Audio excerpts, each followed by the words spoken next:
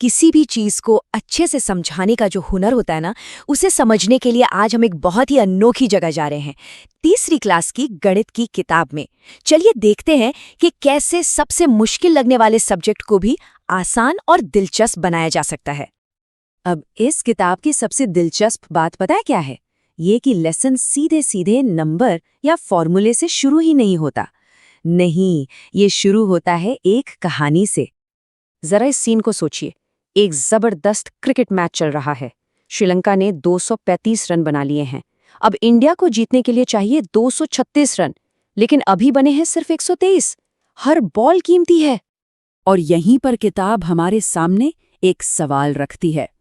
India को जीतने के लिए और कितने रन चाहिए? ये सिर्फ एक घटाने का सवाल नहीं है, ये एक मैच जीतने का सवाल है। तो इस पहली सीधी सीधी प्रॉब्लम को सॉल्व करने के लिए किताब कुछ बहुत ही कमाल का करती है।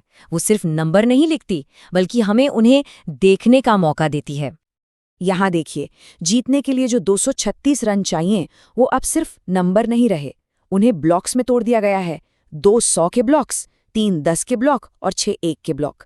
मतलब अचानक से ये नंबर कुछ ऐसा बन गया जिसे हम अपनी आंखों से देख सकते हैं, समझ सकते हैं। और अब घटाने का प्रोसेस भी एकदम विजुअल हो जाता है। हमें बस ब्लॉक्स हटाने हैं। 100 का ब्लॉक, 2 10 के ब्लॉक और 3 1s के ब्लॉक। बस सिंपल सी गिनती।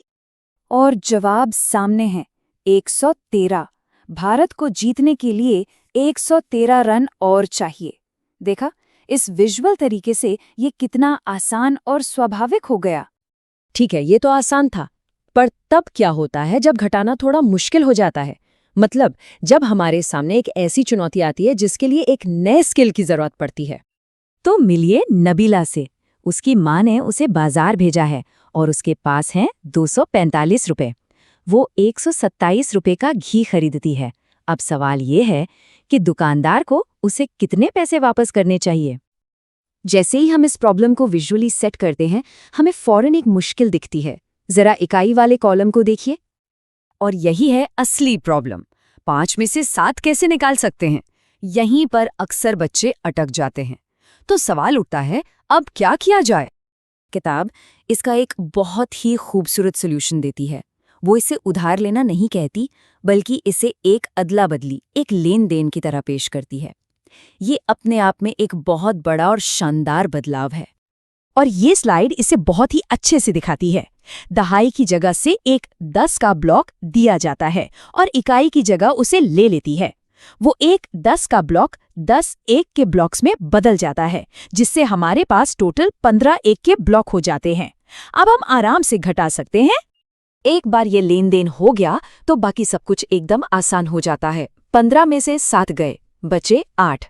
दहाई में 3 में से 2 गए, बचा 1। और आखिर में सैकड़ा में 2 में से 1 गया तो बचा 1। तो हमारा फाइनल जवाब है 118। दुकानदार को नबीला को 118 रुपए वापस देने चाहिए थे, ना कि 98 रुपए जो उसने दिए। इस विजुअल तरीके से हमें न सिर्फ जवाब मिला, बल्कि ये भी समझ आया कि ये जवाब सही क्यों है। अब जब ये लेन देन का तरीका सीख लिया है, तो किताब हमें दिखाती है कि ये सिर्फ पैसों तक ही सीमित नहीं है। इसे हर तरह की असल दुनिया की सिचुएशन में इस्तेमाल किया जा सकता है। यहाँ हम इसी तरीके का इस्तेमाल कछुओं की उम्र का फर्क निकालने के लिए कर रहे हैं, या फिर ये पता लगाने के लिए कि एक बच्चे ने दूसरे से कितने ज्यादा पन्ने पढ़े हैं। स्किल एक ही है, बस कहानियां अलग अलग हैं। तो चलिए थोड़ा रुकते हैं और सोचते हैं, गणित को इस तरह सिखाना क्यों जरूरी है? इसका असली महत्व क्या है? ये सिर्फ बच्चों के लिए इसे मजेदार बनाने से कहीं ज्यादा है। और यही है सबसे जरूरी बात। लक्ष्य सिर्फ बच्चों को नियम रटाना नहीं है, लक्ष्य है उन्हें ये समझने में मदद करना कि गणित असल में क्यों और कैसे काम करता है। ये नंबर्स के लिए गहरी, एक अंदरूनी समझ बनाने के बारे में है। आसान भाषा में कहें तो ये तरीका मुश्किल चीजों को आसान बनाता है, गणित को हमारी रोज की कहानियों से जोड़ता है और सिर्फ नियम याद रखने की जगह प्रॉब्लम सॉल्व करने का कॉन्फिडेंस देता है। ये समझने और रटने के बीच का फर्क है।